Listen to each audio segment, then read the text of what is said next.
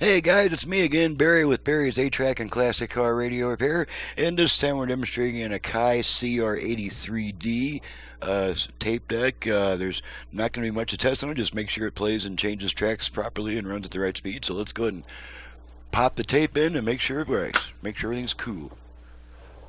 Gotta travel on, never coming back. Ooh, all I do is smile whenever I Okay, end of the sound there.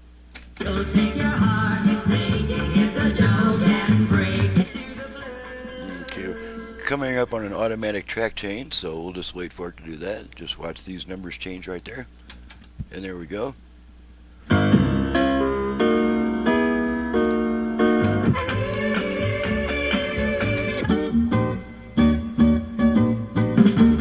down, down, rock goes out to each little sheep.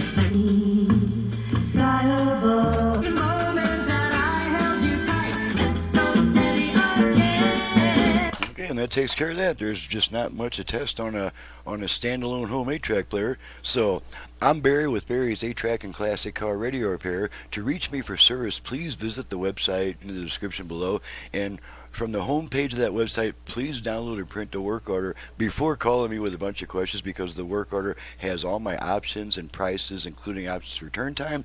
It's going to answer at least 90% of your questions, and that way, if you'd like to call, we've got all that out of the way already, and I could just answer like your little last-minute question or get to know me and trust me, stuff like that. But as far as answering the same series of questions from each new customer, what all do you do, how much does it cost, it's just not really practical anymore, because it keeps me off the bench, and I need to be on the bench. That's where the work gets done. So thanks for watching and listening, and incidentally, this comes from Wayne in Blacksburg, Virginia, and thank you so much, Wayne, for your business from Blackburg, Virginia, and we'll see you guys next time.